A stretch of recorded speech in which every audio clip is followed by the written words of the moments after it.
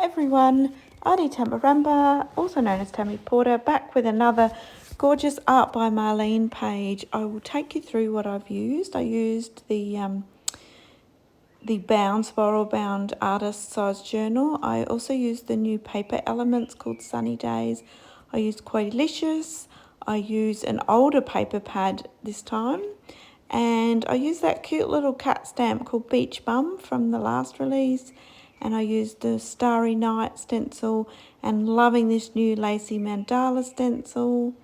And I also used white gesso, gold texture paste and silver texture paste. And I used a purple marker, I used the spatula, I used some sticky glue, and then I used paint. I used a diamond colour to do sparkles. I also used lace, heaven, mermaid and azure, as well as smurf, police and cheesy. So let's get straight into it. So I knew I wanted to use some of these awesome paper elements. So they're so cute what's in here. But the first thing that struck me was that beautiful mermaid tail, and it got me thinking, what can I do that's a little bit different? And I remembered the cat from the last release, and I hadn't used that stamp yet, which is crazy because I'm all about the cats. But also I thought his body was about the right size that he could be a mercat. So I've grabbed some of the smooth paper and I have stamped out that little critter. Sorry, some of this is off camera. I do get there eventually. So I stamped out just the top part of him because I knew that was all I was going to use. And now I'm just using some of the markers to give that some colour the glasses and the stripes. And then I do come in with some pencils as well, some of my Prisma coloured pencils, and I just add a bit of depth to him. Now, because he's going to have a mer tail, he doesn't need his little tail, so I really just coloured his face and the shirt. And I'm not even worrying about the little boat on top. I will cut that all out. So that's what I'm doing now, and then I will attach it to my mer tail. So I guess the inspiration for this page, you may have seen this before. I've seen it here and there in places, and it's often in the moon. There's a little city, little buildings with a ladder up to the moon. I've seen different interpretations of that. So I thought I would have a go at doing something like that. And because these houses are so cute, I thought, oh, there could be a little city in the moon, and there could be a little mercat because that's a bit quirky. And the mercat's climbed the ladder up to its new little home. So I grabbed out one of the old paper pads because I knew it had the yellow with the white polka dot, and I thought I knew I had scrap of that, and I thought it would make a really cute moon. So I've just kind of drawn it by hand and then cut it out. And then I also traced it onto my page so I could start adding paint and knowing where to add the paint. So I've begun with cheesy, and I'm just going around the edge of where the moon shall sit, just so it's like sending a little bit of a light. You know how there's that hazy light that comes from the moon. So I'm just doing that around, and I'm using the artist sponge, which I have wrung out in water and squeezed a little bit, and it will grow in size and become really pliable. So I go with the cheesy first, then I went in with a little bit of lace just to give a bit of white brightness, and then I came in with, I'm pretty sure it's heaven. I'm pretty sure I did some heaven, and I'm just sponging it around, so I'm trying to get sort of a mottled look. And then I come in with some smurf and some mermaid, so a little bit more aqua-y colours, and I just sort of start to deepen that off. Now, sorry, some of this is off camera. I do realise after a little while that I'm not quite in the centre.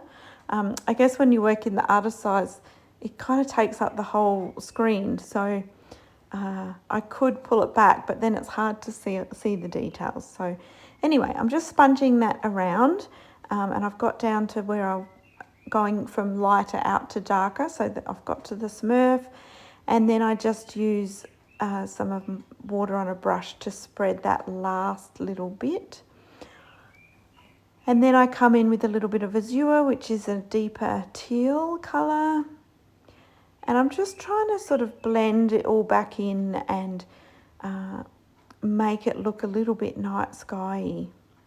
So I'm using the paint straight onto my damp baby wipe and sponging that as well, just to try and get a good blend between all the colours. I think I've accidentally deleted a tiny bit of this video, but I did put a little bit of Police, which is a really dark navy, just on the very outer edge as well. And now I'm coming in with azure back in over the top. So it is all a bit motley where it's joined. And I thought, well, let's, instead of trying to cover that, which is what I've been trying to do, let's amp it up. So I've come in with the azure straight onto the page with my fingers, and then I have lifted it through the Lacy Mandala stencil just to get some texture around the edge of where the colours start to blend. And I'm much happier with that. The mandala, it's not the whole mandala, it's just a bit of the laciness. It really suits the night sky. So then I grabbed the Starry Night stencil, and at the moment I'm working with white gesso and the spatula, and I'm just swiping the white stencil and adding a few stars here and there. And I am drying in between because I just seem to make a mess when I use paste and stencils. So it's going to be interesting when I use the new texture paste. I find I need to clean my stencil often, and I need to dry in between, because I always end up putting the stencil straight down on the wet texture paste and stuffing it all up. So when you use the spatula, you get a really lovely crisp and perfect fit thickness paste for a really good result. So you don't want to then stuff it up by doing what I do and you know, putting another corner in it and smudging it. So once dry, I came in with the silver texture paste and just did the odd star here and there. And I'm doing the same with the gold texture paste as well, just the odd star here and there. And now I've just grabbed the gesso, and I didn't swipe those two bigger ones very well. I should have gone back over, but I've just filled in the gap there. And now I'm trialling out my little mercat, and the little city, and working out where I want to put them. And I grabbed another one, I think, out of the Paper Elements book. I grabbed an extra little city, so there's quite a few little cities in there for you to play with. And I'm happy with where that's at. So now it's time to make the ladder. So with the reverse of that spotty moon, it's a gorgeous purpley pinky stamp background, and I thought, oh, perfect, that's what I'm going to use, because it sort of brings out the colours in the cat and the buildings. So I just cut some random strips. I just eyeballed it. Some are bigger, some are smaller, and I just thought they will make a really cute ladder. And then what did I do next? I glued down the moon, and I'm now gluing down the city, and we'll put the mercat on last so that he's just sitting slightly on top of the city. Now, before I glue him on, I want to go around the edges of the moon just to outline and define the crescent, so it looks like a moon with light coming off of it. So I've just used a fine black marker, and I'm just doing a scribbly outline around it, and I do a couple of them, because if you do one, it looks unfinished and it looks like you've gone all wonky, whereas if you do two or three, it looks like you've done it all on purpose and it looks more artsy. And now I'm just going around the edges of the stars to help them stand out a little bit as well. And then once I'm happy with all that, I stick down my mercat. And now it's time to create the ladder, and of course I'm thinking a ladder is on a rope and it's swinging from the moon, so it's swinging, it's kind of uneven, and it's not a metal straight ladder, it's on a rope. So I've just done them quite wonky. And now I'm adding a quote from the Quotylicious. So many quotes in there. There's always the perfect one. And this one is perfect. It says, "She gazed at the moon and counted the stars." So that's perfect for my little mercat. So I will put some close up so you can see all of the details of this a bit better. But now I add in a few more stars just with a white gel pen, just the odd one here and there.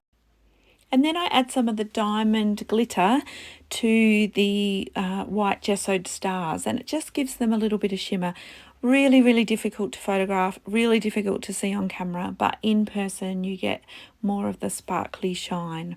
And it looks really nice to have the silver stars, the gold stars, and the little bit of like glitter stars as well. It's just a nice little combo. And then I'm outlining the ladder. I'm not sure if I mentioned I used the purple marker to draw in the ropey ladder in between. And then I just outline it all. And I think that's about it. I'm adding in a couple more stars. I think I add some stabilo. Oh, yes, I'm doing that now. I'm just adding some shadowing kind of to the bottom of everything. Just to make things stand out a little bit more, because I wasn't sure actually where the shadows should go because the moon is shining bright. So I just kind of outlined a few things here and there and just went with that. I think the only other thing I do now is I add a tiny little birdie, which I found in one of Marlene's Paper Elements books. And I didn't know whether to put him on the cat's head or whether to put him on the top of the moon, but I end up putting him on the ladder as though he's climbing up as well, and he's looking out at the stars. So yeah, those little details tell that story in my art journal. So I'll leave you with close-ups. Hopefully you get to see the stencil work a bit better. But I love this little scene. I love Marlene's quirky paper elements and how you can cut and change them and make your own little fun stories in your pages. So thanks so much for being here. As always, I'd love to know what you think. I'd love to know if this has inspired you, and don't forget to subscribe so that more people can find me. Thanks so much. Bye.